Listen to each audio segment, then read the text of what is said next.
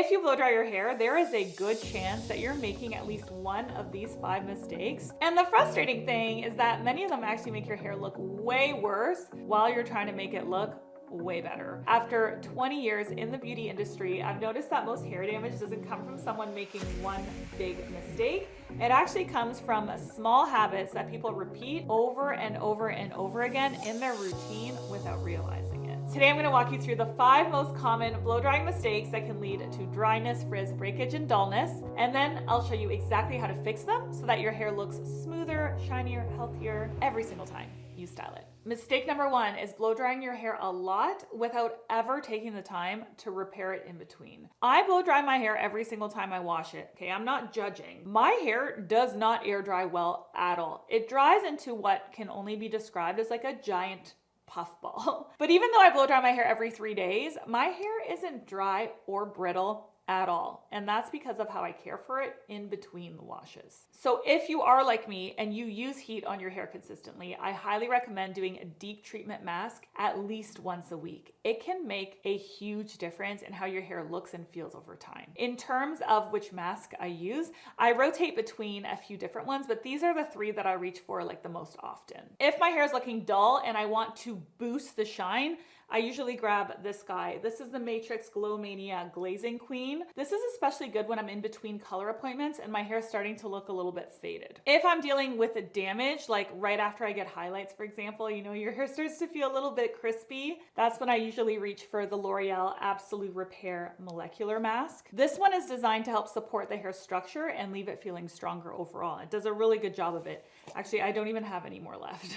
If my hair is feeling super porous and rough, then I'll grab the Adora Perfect Hair Fill Up, which is a Korean hair treatment that you can actually buy on Amazon that I've been talking about on this channel for years. I think it's been 4 years that I've talked about it on and off. It gives almost an immediate healthy looking result. It really does. The first time you use it, you'll be like, whoa, it makes a big difference like right away. For the Adora Perfect Fill Up, you can buy a bottle like this, or you can buy this, which are like little individual capsules.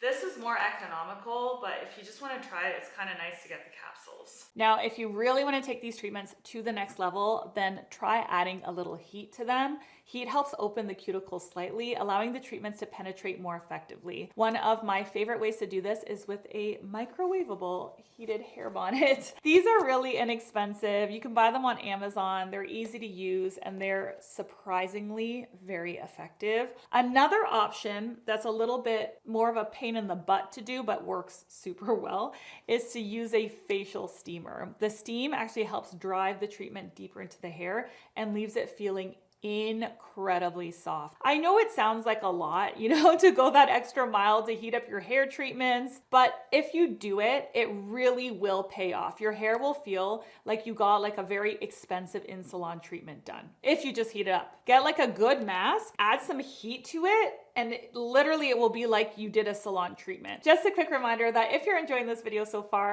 hit that subscribe button right now. I share new makeup and hair tips every single week, and we have a pretty awesome community here, so I would really love for you to be a part of it. Mistake number 2 is using the wrong type of blow dryer. You don't have to buy an outrageously expensive blow dryer for it to be good, but you do need to get one with really strong airflow. I think most people assume that the hotter the blow dryer is, the better it works, but that's actually not true at all. The faster the airflow is, the better it works. Actually, the really hot blow dryers are often the ones with the weakest airflow because since they can't move the water off the hair efficiently with speed, they rely on heat. But using a blow dryer that's excessively hot like that can lead to a lot of unnecessary damage over time. One of the blow dryers that I've used the most consistently in the last 5 years is actually this one by Leifin. Leifin is actually the world's #1 high-speed hairdryer brand. They feel so high-end and they are priced so reasonably. So when they reached out to sponsor today's video, I was really excited about it because it's a tool that I already use. It's already in my bathroom and I love it so much. My husband and I both love this blow dryer.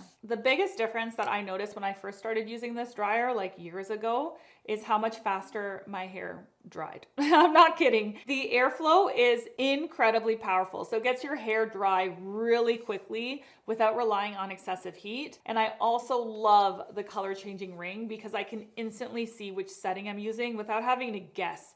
You know, that's really annoying with other blow dryers. This one, you know right away if you're on hot or cold or medium or whatever. There are actually two models that I want to show you depending on your budget. So if you're looking for something more compact, super powerful, and you want to spend a little less, the SE Lite is a really great option. If you want something a little bit more elevated, my personal favorite is this guy, which is the SE2. This one has multiple temperature settings. It has cold, warm, hot, temperature cycling mode, and even a child mode. So it's really great if you have multiple people in the household using the same blow dryer. So if you need a new blow dryer, now is a really good time to buy it because Leifin is running Prime Day promotions with some awesome deals, and they even have this kit that's amazing for gifting. So I'll leave both the SE Lite, this one, and the SE2 linked in the description box for you. Mistake number 3 is not prepping your hair properly before you blow dry it. Right after you get out of the shower and you towel dry your hair, it's really important to put some moisture back into the hair with a leave-in product. I like to think of leave-in conditioners as the skincare step for your hair.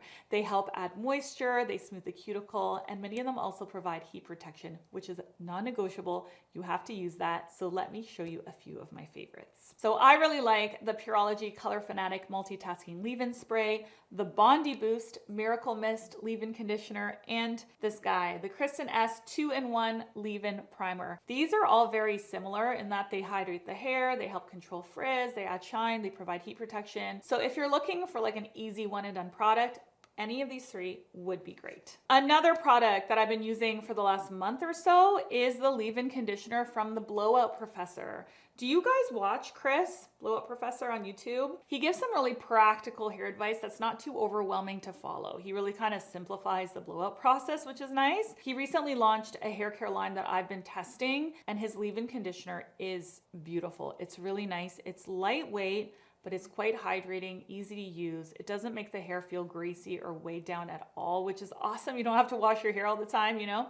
The only difference between this one and the other ones that I recommended is that his doesn't have a built-in heat protectant. So when I use it, I like pairing it with the Living Proof heat protection spray. What I really like about this spray is that it doesn't wet the hair down. You can use it before blow drying, but you can also use it on dry hair before curling or using a hot tool. It actually adds a really beautiful shine to the hair. Sometimes I'll even use it as like a finishing spray completely on its own, which is what I did today before I started filming. Once you've applied your leave-in conditioner and heat protectant, whether that's 1 or 2 products, you can then move into your styling products if you have any more specific concerns that you want to tackle. If your hair is on the fine side like mine, for example, this is a really good time to apply volumizing mousse or like a root lifting spray. That's what I always do before I blow dry. This one's by Bumble and Bumble, the thickening full form soft mousse, and it is fantastic. I'm almost out of it. It's so good. Mistake number 4 is starting your blow dry when your hair is either too wet or too dry. A lot of people fall into one of 2 camps. They either start blow drying their hair